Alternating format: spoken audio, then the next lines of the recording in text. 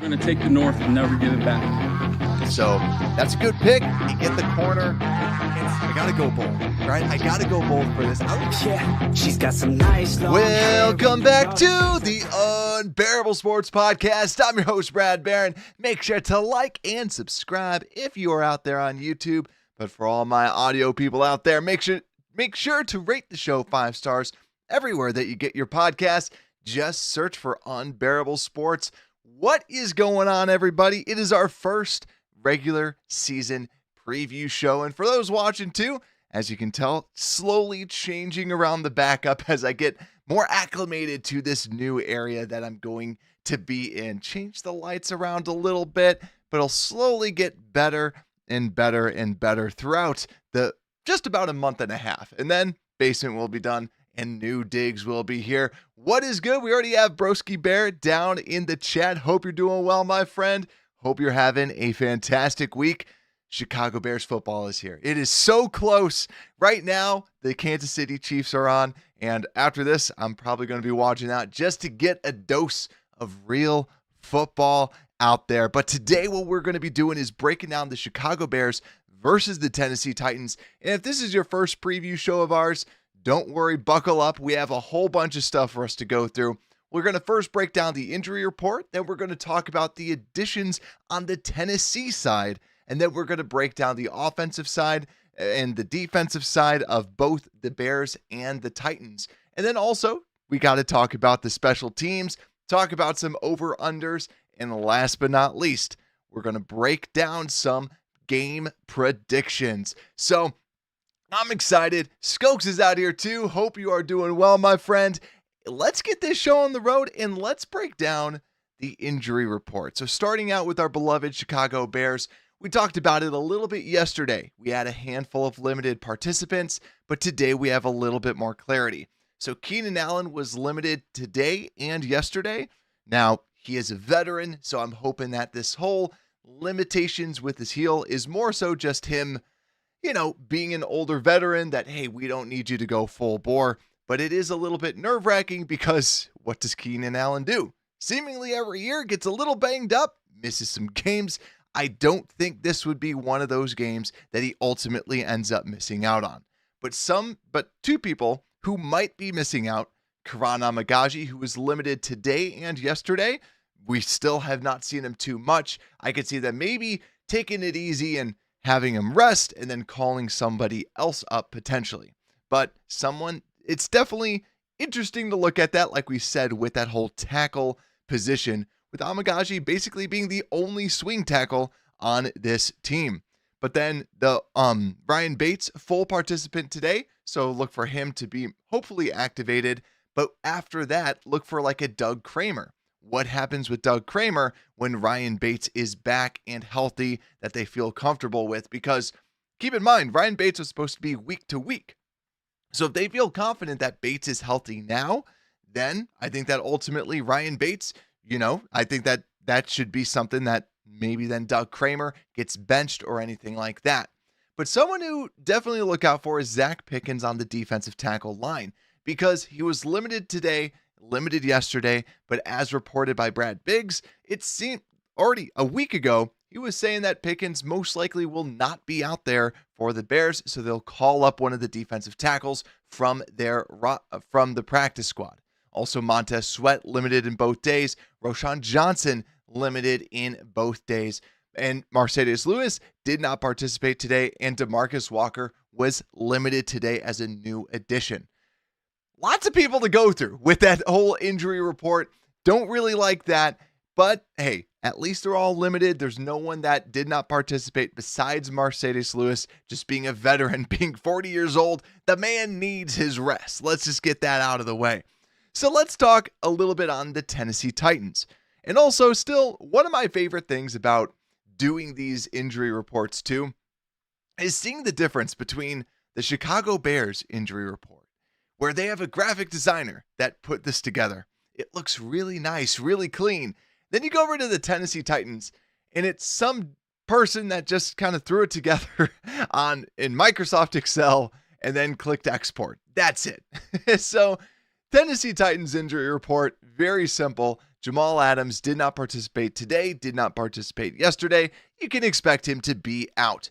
But then also, you got to see DeAndre Hopkins and Otis Reese, also limited participants on Thursday and on Wednesday. So 2 days that they were both limited. DeAndre Hopkins, someone that we were hoping was not going to be out there, but all signs are pointing that maybe Hopkins can end up playing. But even Taylor Lewan still saying, listen, he's got to rest. Don't throw him out there immediately. So DeAndre Hopkins, I still am hesitant to say that he would definitely play, but someone to look out for. Also, Sean out there, what is good? He's saying, saw you on, had to join in the chat. Sean's prediction, throwing it out there right now. Bears 24, Titans 9, Bear down. And he's saying our defense just needs to stop Calvin Ridley, and we're good. And that's really where, in this injury report perspective, DeAndre Hopkins, if he's not able to play, we'll break down some of these wide receivers because they still have some pretty decent wide receivers, but DeAndre Hopkins is freaking DeAndre Hopkins. You know what that guy's going to do when he's got the ball in his hands, when the ball's thrown in his direction. And hey, if DeAndre Hopkins isn't out there, then Ridley, you know that you can then throw Jalen Johnson on him. But let's continue talking a little bit about the additions that the Tennessee Titans made this offseason. And I want to start off with the draft picks that they had. Their first pick was J.C. Latham. And J.C. Latham was someone that I, for one, was not a big fan of. He was drafted, 7 overall? I had him literally as my tackle number 7. Not a big fan of J.C. Latham. And the reasons why is he just made a lot of bad mistakes. So when you're looking at this team, hopefully the Bears can take advantage of J.C. Latham and take advantage of some of these bad mistakes at this next level. He reminded me a lot of Donovan Smith. But also, too, J.C. Latham, very large, big human being, and that's why a lot of people really, really liked him. Just because I was down on him didn't mean that he's all of a sudden going to be bad. I wish that was the way of the world. But consensus big board was the 20th prospect. I was definitely lower on this guy, but the big thing is big man, moves not so great. But also, I had to admit, he has some pretty good hands. But all these rookie tackles, they need an extra year. So J.C. Latham, I don't expect him to all of a sudden start playing great. All tackles need an extra year. So J.C. Latham, someone to definitely keep an eye out for because he's going to be starting at the left tackle position. But then the other big name that they drafted was one of our favorite players. I know a lot of us Bears fans really wanted T'Vondre Sweat. They ended up drafting him in the second round. And the big question was just his size. He's 6'4", 366. And they're like, man, what's his conditioning? He is the true nose tackle inside of their defense. Someone that we really wanted, had a 19.6 pass rush win rate as a nose tackle. I mean, he played kind of inside and outside, but just as a big guy, that's someone that is going to be tough to handle because of just his raw size and raw just brute force he's going to try and attack you with. So going against Tevin Jenkins, I feel good about. You're talking about two powerhouses. They can kind of go and fight against each other. But now you look at it like a Coleman Shelton, a lot lighter. And then even like a Nate Davis, lighter offensive lineman, might struggle with the larger T'Vondre Sweat. So someone definitely to keep an eye out for. But those were the two crucial draft picks that they ended up adding. But someone else that I wanted to kind of add in, the other additions and departures that they had. So the other big name additions that they had from a free agent perspective, they added quarterback Mason Rudolph, running back Tony Pollard, wide receivers Tyler Boyd and Calvin Ridley. That's actually a wide receiver group that a lot of Bears fans wanted the Bears to bring in. But then tight end Nick Vannett. But then going through Lloyd Cushenberry, someone that a lot of Bears fans wanted as well at that center position. They also added Kenneth Murray, the linebacker, Chidobe Awuzie, and L'Jarius Sneed, the corners, and Jamal Adams. So when you look at the additions, they made some pretty decent additions out there. Like I said, a lot of us Bears fans were actually kind of clamoring for some of these players and wanting some of these players to be on our team. So we got to be realistic. If you were someone that wanted Cushenberry, you got to give them the flowers that they're due for this for sure. But if you go over to their departures, this is where it becomes interesting. Ryan Tannehill as a departure, Derrick Henry, but then also Andre Dillard was someone as an an offensive tackle that kind of played some of the backup roles. But Aaron Brewer, a very lightweight center that ended up moving away. Travis Gibson no longer there. But really, you look at that, Azeez Al-Shaair, Christian Fulton, one of their corners, Sean Bunting, one of their corners, Terrell Edmonds, one of their safeties, and Kevon Wallace. So when you look at some of their losses, the big names, really just Derrick Henry and Ryan Tannehill. So when you look at some of these additions, they did in fact get better. They did acquire more talent. So actually going through this, I was kind of impressed at what they were able to bring in. Now, not super impressed all of a sudden going to say they're a playoff caliber team, but it made me go, okay, this team is going to be a little bit more difficult than what I think a lot of people are kind of saying about this team. So also a little bit about them last season too, a little bit of the stats. They were 6-11 last season, and the SRS, simple rating system, which is a football reference stat, they have them as the 24th best team. But DVOA had them as the 26th best team last season. But with all that being said, Mike Vrabel, their head coach, unfortunately got released. Now, fortunately for us, because I think that Mike Vrabel is a fantastic coach that was able to do a lot with a not so great Tennessee Titans team. But then they end up hiring Brian Callahan, who ironically enough grew up as a Chicago Bears fan. So you better believe, even though he's a Bears fan, probably going to be putting his best foot forward going against us. Also, he was the former offensive coordinator for the Cincinnati Bengals. So you really have to ask yourself, is it really more Zach Taylor or Brian Callahan that was really making that offense tick? So to me, I still think it's more Zach Taylor than a Brian Callahan, but it's always hard to know about some of these backup offensive coordinators just with how much they were actually in the weeds and what exactly they were doing, because we aren't there. We weren't there. So let's actually just start breaking down, though, this offense. Also, Sean saying out there, he said, I meant Sweat, but to be that Sweat will be tough. Simmons is awesome, though. Yeah, Simmons is pretty crazy, which we'll be breaking down. So let's actually get into this offense. So we're going to break down first the Chicago Bears offense versus the defense of the Tennessee Titans. So the defense of the Tennessee Titans, what I can tell you about this is last season under Mike Vrabel, yet again, Vrabel, more of a defensive-minded head coach, this defense was the 16th best in defensive points per game at 21.6, so right smack dab in the middle. And also DVOA had them ranked as the 18th best defense in the league too, so yet again, really more so in that middle of the line from this defensive perspective.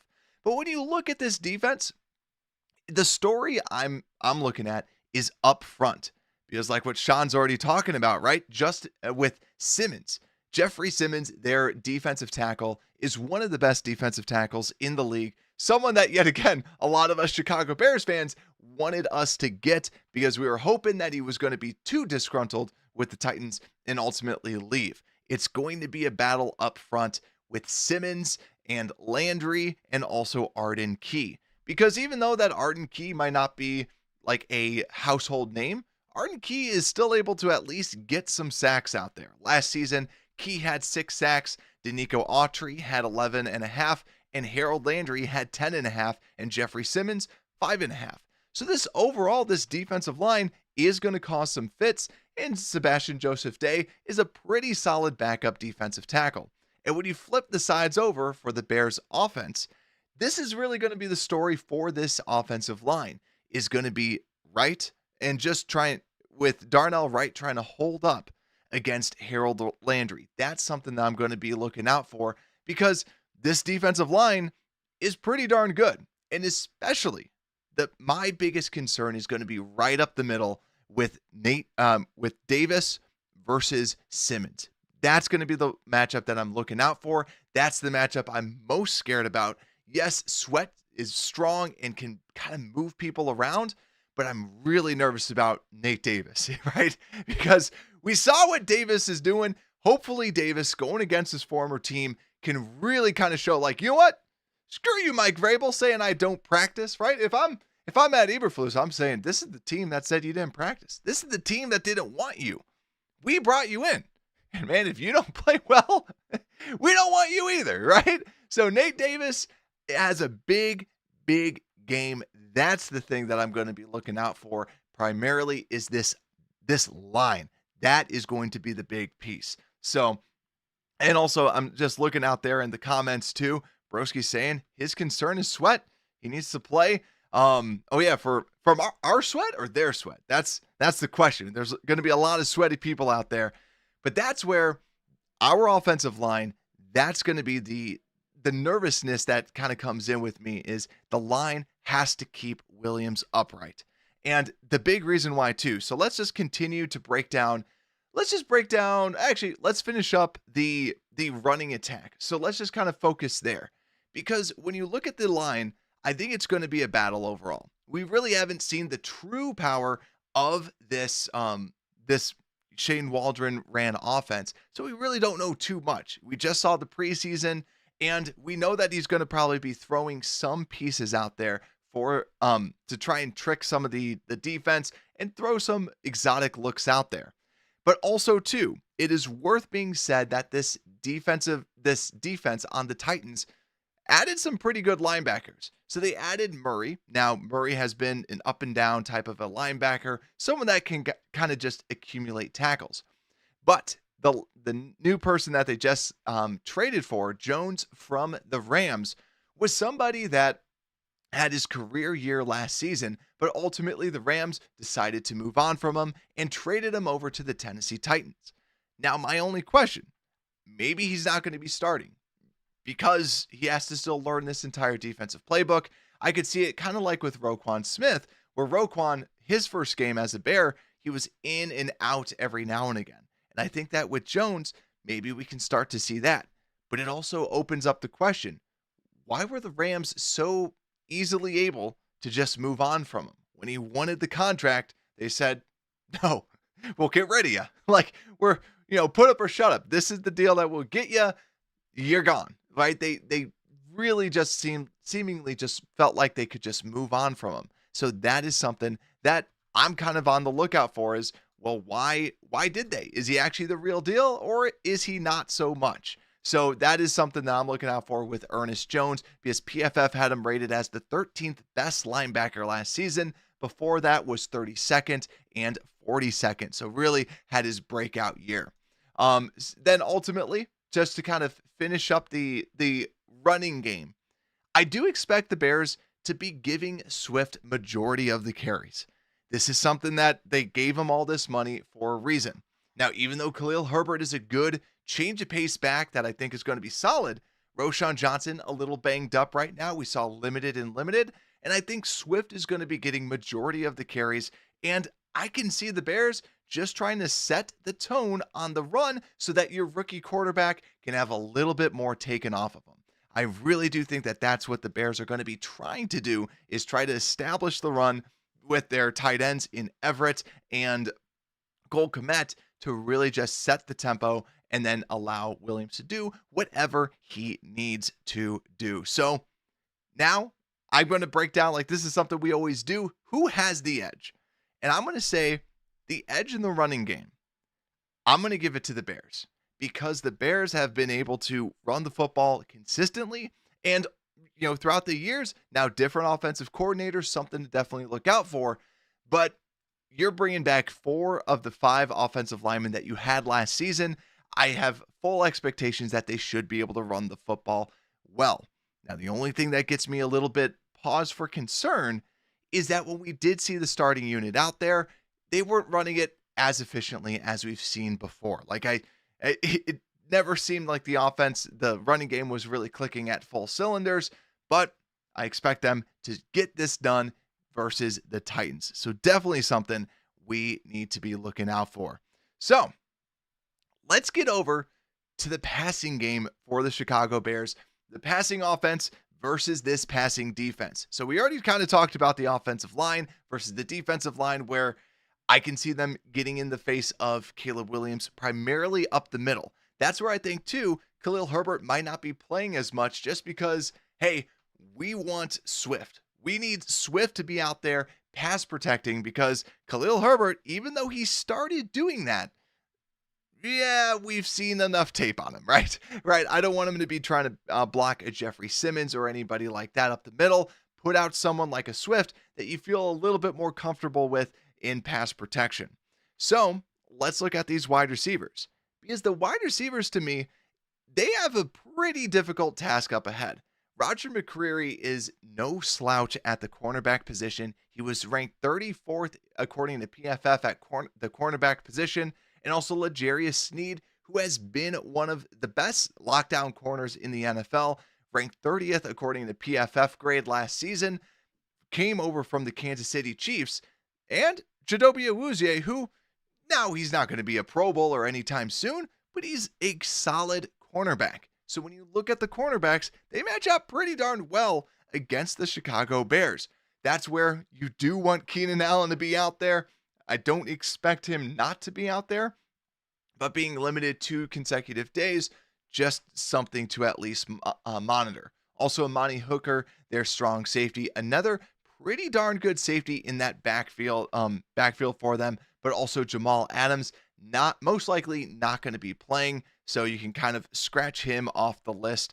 But the person who's going to be playing for him in his position is Quandre Diggs, the veteran safety. Now, he had a pretty poor season last season, really kind of dropped off. He was ranked 87th according to PFF from the safety position. So right when he hit 30, he's 31.6 years old right now. Right when he hit that age 30 season, seemingly dropped off, but we'll see how much he has left in the tank. This is a good secondary. This is, yet again, you look at this defense is no slouch. This defense is not going to just be a simple walk in the park, even though that Mike Vrabel isn't around. Because you still have good defensive linemen, good cornerbacks, and, just okay, solid safeties out there. And they're seemingly trying to get this linebacker group up. So, going against our wide receivers, now this is where I'm actually looking at like a Rome Odunze as someone to hopefully step up. Because, on the outside, they're probably going to have L'Jarius Sneed trying to cover DJ Moore. I'm looking at a Rome Odunze because he's bigger than Chidobe Awuzie. Because Chidobe Awuzie, here, I'll pull this up. He's a taller corner at 6 foot, but still you have the size advantage. You have the speed advantage. I think that Rome Odunze should definitely be somebody to be on the lookout for with this, because Roger McCreary, they like to kind of put him more so in the slot. So look for him to be matched up on a Keenan Allen. Then the only other thing, another way that I would attack them, like we said, Kenneth Murray is their linebacker, but they just brought in Ernest Jones as another linebacker. If they're playing more zones to try to confuse Caleb Williams, if I'm the Bears, I'm trying to hit them in the middle with some tight ends. You have Gerald Everett. You have Cole Kmet. You have these mismatches. It doesn't always have to be to the wide receivers. I would actually look at the tight ends to also try and confuse to try and really kind of put stress on those linebackers to then hopefully get some catches out there. But let's see what y'all have to say out there in the comments. And some good stuff. We have DeMarcus Walker as an NFL caliber backup. We forced to start. This is true. But yeah, it's saying Titans have a nice cornerback and wide receiver room. They really do. The corners are pretty darn good. And then Sean saying, I see this as mostly a running game. Stop their run game and Calvin Ridley. And then, yeah, we got to see Hopkins if he ends up playing. But yeah, to me, Odunze and tight ends, those are some of the people that I'm looking out for. But if I'm trying to give the edge to the offense, I'm actually going to give it to the passing offense as well, just because it's week one. It's week one. We got to drink the Kool-Aid a little bit week one. I think that I'm giving the edge to the Bears offense, but it's by a margin, by a small margin. This is a better defense than a lot of people are giving them credit for, just because nobody has the Titans making the playoffs. That's why a lot of people are kind of discounting this game. But the only other thing, we always talk about X factors, or the matchup to watch and X factors. So Let me know your matchup to watch down below. The matchup that you're paying attention to with the Bears offense versus this Titans defense. Because I already hinted at it. My matchup to watch is Nate Davis versus Jeffrey Simmons. That is the biggest matchup to me on this offense versus defense. Because if he's able to hold his own and play like Nate Davis did back with the Titans, then you're talking about, okay, now you're going to see a lot less pressure in the face of Caleb Williams, because that is their best player. And if he can neutralize him or just keep up with him and not be a liability versus him, now we're talking about it. Because if he becomes a liability, now we're talking about an entirely different game plan. Now we're talking about a lot more struggles with Caleb Williams. He has to get out of the pocket and play out of rhythm. That's why, to me, Nate Davis and Jeffrey Simmons are my matchup to watch. But then when we go over to the X factors, right? X factor being someone that you can just rely on to really kind of take this game to the next level. And, we always say on this show, we're not going to go with the quarterback. But I'm going to go with the quarterback for the X factor. And I see Broski out there. Biggest matchup is Caleb versus himself. Yeah. I'm putting a asterisk by this because my X factor is going to be Caleb Williams. It can always be Caleb Williams, but especially this first week. When you look at the stats, we brought this up last episode. When you looked at the stats, number one pick quarterbacks are 4-22-1 in week one. They lose. It's as simple as that. They lose week one. That's what happens. So to me, you got to buck the trend. You want to buck the trend for the Chicago Bears. You want to buck the trend for first round picks going out there week one. You got to win. You got to show them what you're up against. Also, ESPN Analytics has the Bears winning 64.6%. They're giving as the Bears winning. That's a really, really good margin for week one to win. There's a lot of things that should be going the Bears' way, and it's up to Caleb. Yet again, good defensive line. This is just a good unit. And I think it actually is very similar to the Bears in a lot of ways with having a good secondary. Now, I think that they have a better defense and they have their three technique in Jeffrey Simmons. But I do think that they're both those like just solid defensive units. So someone that it's going to be very challenging, but we'll end up seeing who gets the best on Sunday. So now let's flip over to this defensive side of the ball, because the defensive side of the ball versus the Bears defense versus the offense of the Tennessee Titans. Now this Titans offense, not good. They scored 17.9 points last season, which was good for 27th in the NFL. Now, DVOA had them as the 25th best offense in the NFL, so slightly better than that whole 27th moniker, but still lower half of the league when it came down to the offensive side of the football.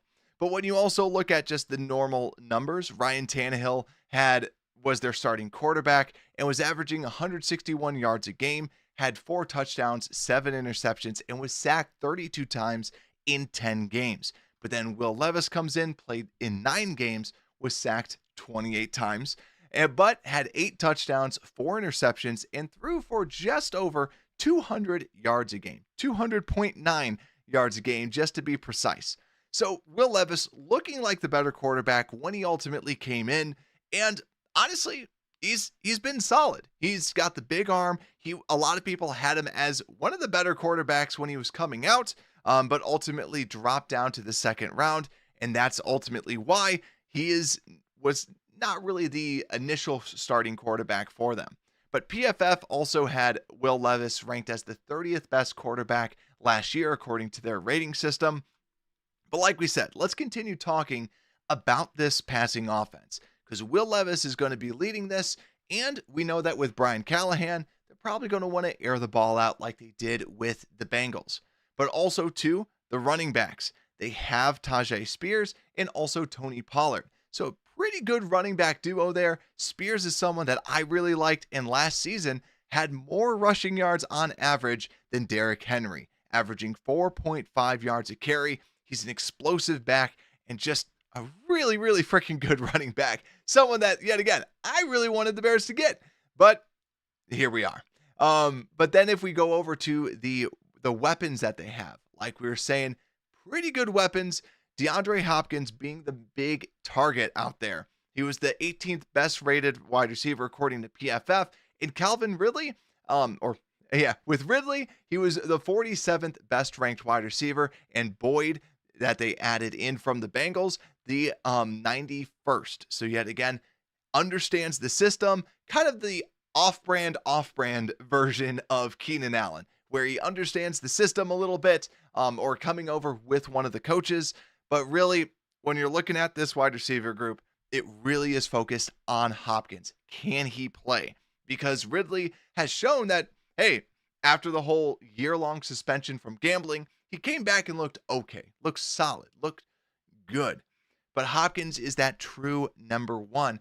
And if you're able to stick Jalen Johnson on Calvin Ridley, or on Ridley, now you're talking about someone that is now it's going to be significantly harder for them to truly pass the ball. Because I do think that Boyd did not have a good season last year, seemed to really fall off, but I still think that he's going to be pretty solid. But I do like the matchup that Kyler Gordon has against him. Boyd's whole thing is he's a big slot receiver. Kyler Gordon is that he's a big slot corner. So I feel good about that matchup because yet again, it's all about the matchups. That's where, to me, Hopkins is going to be the big question mark, because if he's not out there, then you're talking about Calvin Ridley really having to pull his own weight. And I do like that for the Chicago Bears to kind of bring him up. So I'm actually just going to bring up their backups. Treylon Burks, someone that was a former first-round pick that could potentially slot in if Hopkins is not able to play. Otherwise, Nick Westbrook would be coming in as well. So not a lot of options as the backups, because Treylon Burks had a pretty good rookie season, but really, really did not look good last season. PFF had him ranked as the 118th ranked wide receiver. Not good. Not good at all, with having Hopkins playing opposite side of him. So this offense, like I said, I like the way that we match up defensively against them at those cornerback positions. Two, I also, if you look at their tight ends as well, I'm not really too scared of their tight ends. I know some people really like Okonkwo as their tight end for like fantasy and other things like that, but just was okay. I think he's a solid tight end, nothing crazy, nothing outrageous. PFF has him ranked as the 32nd tight end, but still a good tight end nonetheless. Nothing to just kind of bat an eyelash out at, just a solid, good tight end. So good weapons for Will Levis in the passing game, but the story to me is going to be this defensive line. 100%. This defensive line versus this offensive line, this is how you can beat them. Because on the interior, they have Peter Skoronski, who was not terrible last season, but really was shifted over to guard. And like we've said with offensive linemen, second year, they should kind of take a leap or take a jump. So Skoronski, I feel good about. And Lloyd Cushenberry had a good season last year. It was PFF's 10th ranked center. So I feel like their interior is not how you're going to beat them, because they also have Dylan Raduns, who is shifting over from tackle over to the guard position. But it's these ends. This is how the Bears are going to eat. You have the rookie J.C. Latham at left tackle, and then you have Nicholas Petit-Ferrer, who had a 35.5 PFF grade last season. Now, Petit-Ferrer came out of Ohio State and just seemed very undersized, seemed more like a day 3 standard pick. Did not play well last season. So to me, if you're going to attack this offense and you are going to beat this offense, I like our matchups with the cornerbacks, and I also love our matchups on the defensive end spots. I'm looking at an Austin Booker. I'm looking at a, Darrell Taylor. What can you do for me? But I think that right side, Petit-Ferrer, we're going to have him covered, because wherever Austin Booker plays, which it seems like he's going to be the backup now, because according to the Bears depth chart, looks like he's going to be the backup for Montez Sweat. Maybe they did that as like the number 3 defensive end, or maybe he truly will be the backup for him at that I guess technically left defensive end spot over the right tackle.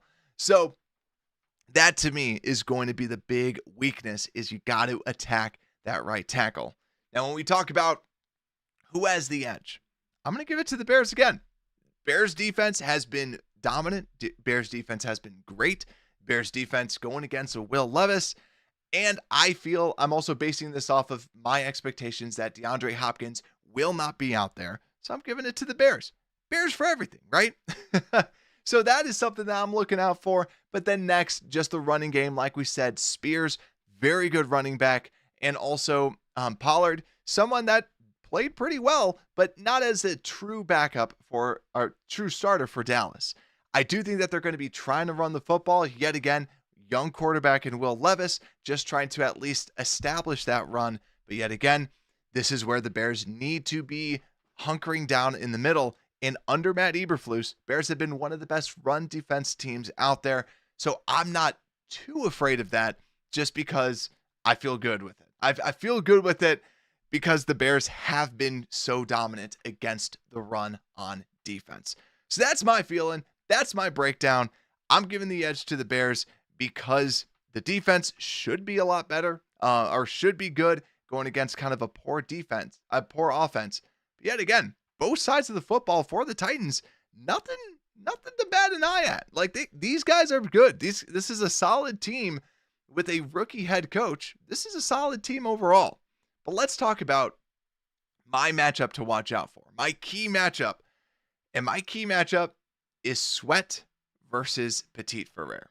Actually, yeah, I'm going to go with that. I think that is the ultimate matchup because if he is able to just constantly wreak havoc, constantly get in the backfield, that is going to be the thing that I think is going to take this to the next level and really just continue to put pressure on Will Levis so he can't feel comfortable, which could then create more turnovers because now you're talking about Byard and Brisker being out there and they're going to be ball hawking. Because if Sweat is on the prowl, Sweat's going for the head, then they can get some more pickoffs. They can get a little bit more. That is what I'm hoping for. And I see Renewable out there. What is good, my friend? Saying that Sweat is going to eat. Also, Bears Junkie, what is good? Bear down indeed. Hope all you guys are doing well. So let's talk about this so that is my matchup to watch. That is my feeling. But let's talk about my X Factor. So the person that I think is going to take this up to another notch and really can transform the game depending on how well they do. And I'm going to do this. Maybe I'm drinking the Kool-Aid from the offseason. Maybe I am. But I think that's something that can really turn the tide of this team because we feel comfortable about the defense, the cornerbacks and what they could potentially do. The person that I'm giving my X factor out to on the defense that I think that can really turn this tide, Austin Booker. Like I said, the tackles for the Titans, those are the people that we can attack. Those are the people that we can do well against. Petit Ferrer, slightly undersized with his arm length, if memory serves me correct. Latham has more of that prototypical left tackle build. I would throw Austin Booker as the backup for Sweat, have him go against Petit Ferrer because he loves using the long arm move. I think that is my X factor because if he can provide constant pressure, constant like, oh crap, this backup's in again, and constantly exhausting the tackles, that is how you can dominate this team. That is how you can throw Levis out. And also, this is at home in Chicago. Can you imagine Austin Booker getting a sack? We already love him. We already love Austin Booker. If he gets a sack, that stadium's going crazy. That stadium's going bonkers if he ends up making that play. That's why, to me, Austin Booker is my X factor. Let's see what y'all have to say out there. Sean saying couple of matchups to watch. Defensive end Booker versus their poor tackle. Yeah, there we go. And can we stop their run game? And then he's also going to be watching Billings. And Sean also saying too, don't forget Will Levis does like to run once in a while. That's a good point because we haven't really talked about that too much. Levis does like to take off and run a little bit. So then the safeties, the linebackers, right? That's where we haven't really talked too much about the linebackers. It's kind of that playing in the box, playing fast, playing quick. But then also Sports Chicago style. Yeah, wrong account. No worries, my friend. Hope you're doing well. And Broski saying Booger. Oh man, did I say Booger on accident instead of Booker? And Sean saying too, it's not Kool-Aid this game, Brad. We got this. And Bears saying X Factor is Swift. And Broski saying he likes Gordon on a blitzing. Yeah. Blitzing, scoop, and score. Indeed. That'd be cool. And yeah, just kind of throw off Levis. We saw the corner blitz a lot, the slot corner blitz a lot. So now, I don't have Johnny PayPal for this. And if you're new, this is now everyone's special time, the special teams review. Because, we got to get hyped a little bit for the whole special teams performance. And I was actually putting this together going, okay, should I do the special teams review? Because this is a little joke that we like to do because we like to focus on special teams. But today we do have to focus on special teams because this guy up here, Velus Jones, when you want to talk about X Factor, when you want to talk about someone that could turn the tide of a game in the wrong way, Velus Jones. So people that I'm watching out for on this special teams, Velus Jones on kick return.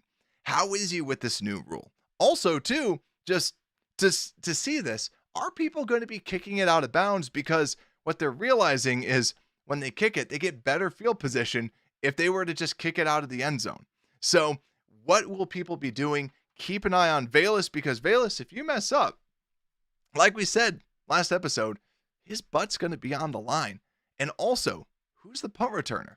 It's going to be DeAndre Carter. That's the expectation, but I just want to see the confirmation that Carter truly is that punt return because he is listed as the starting punt returner. So I'm curious to see how those special teamers play and how they overall function because we heard all this amazing hype about Velus out there. That's who I'm watching out for. Plus, Tory Taylor.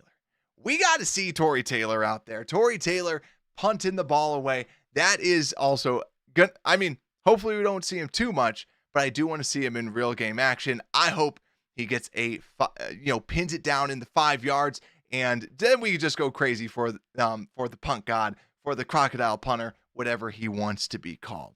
But that's it from the special teams side, just because also keep people in front of you on the kick returns as well.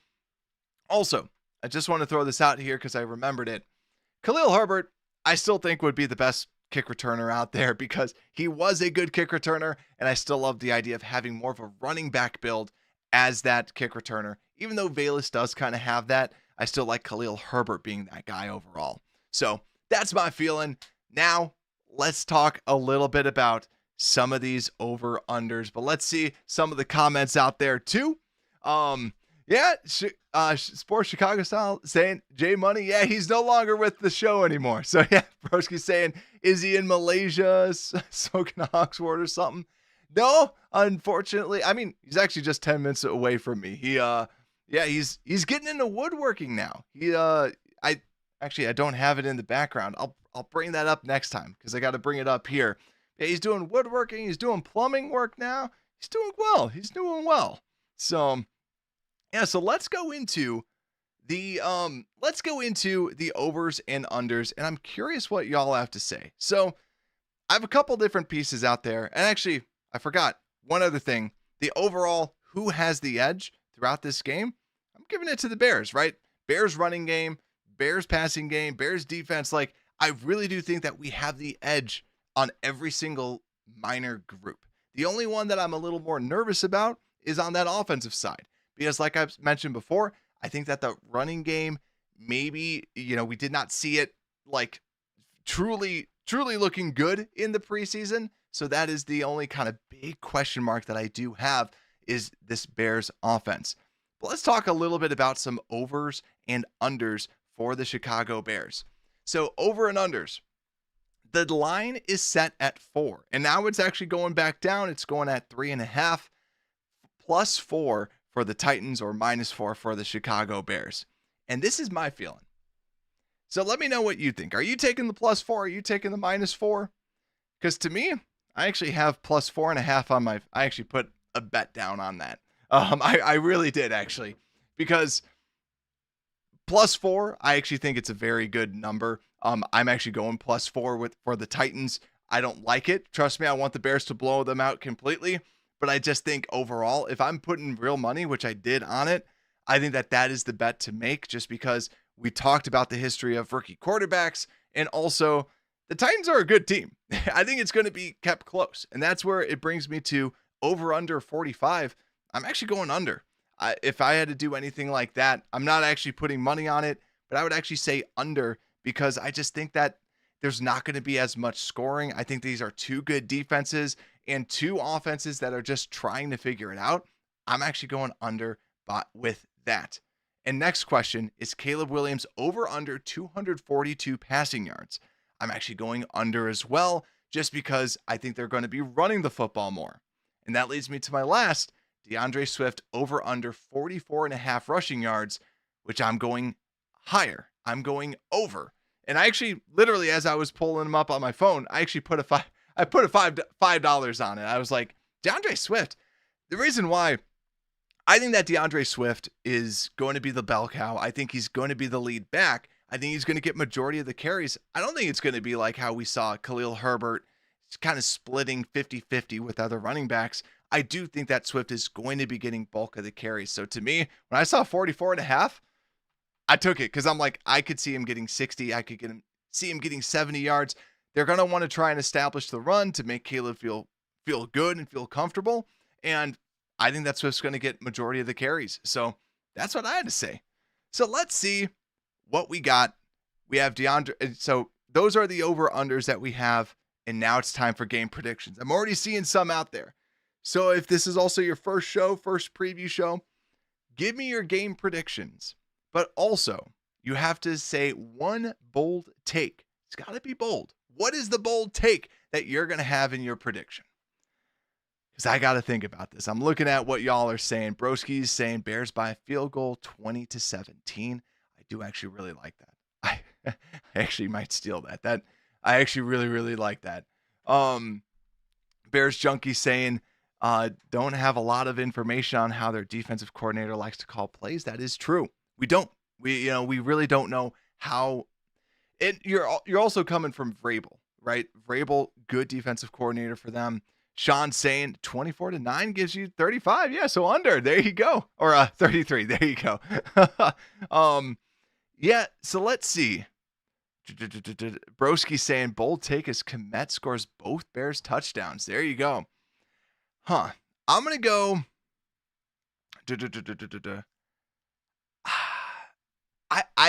Broski, I don't mean to copy you, but I kind of like, I'm going to go Bears 20, and I'm going to go 16 for 20-16 Bears win. And so I'm going to say that the Bears hold them to a bunch of field goals. I think that they're going to hold them to 3 field goals and only allow them 1 touchdown, because we saw how this Bears defense was. I think that that's ultimately how it's going to go. So put it down 20-16. I'm going to say that the Bears end up winning. And my bold take. Oh man, bold take. I saw Austin Booker out there, and I'm going to say 2 sacks for Austin Booker, right? You got to go bold with it. I'm going to say Austin Booker 2 sacks, because he's going to be playing in Chicago. He's going to want to go bold. He's going to want to go big, and he has to go big. So I think that he's going to go big and get 2 sacks. So that is my bold take for the Bears. And like I said, I think that they're going to win. You got to say win, right? Even though that there's some stats against us and other things like that, you got to go with the Bears, no matter what it is. And Broski saying bold take number 2, Bears D scores a touchdown and Kmet scores the other touchdown. Either way, right? Kmet coming away with the touchdown is what you're predicting, and defense. I'm excited for this, guys. If you're excited for this, make sure to hit like, make sure to subscribe, and tomorrow, either tomorrow or Saturday, hit the notification bell, hit it now, because either today or tomorrow or Saturday, I'll be going live to go through the award show, the preview of kind of the predictions of who I want to give awards out to. And if you haven't already, it's an amazing show. I love the show out there where we just got to kind of have fun and pick out different players and give fictitious awards out to people and kind of just predict how we think the season's going to go. So I hope to see you on there for the live show. And with that, Unbearable Sports Podcast, we are out.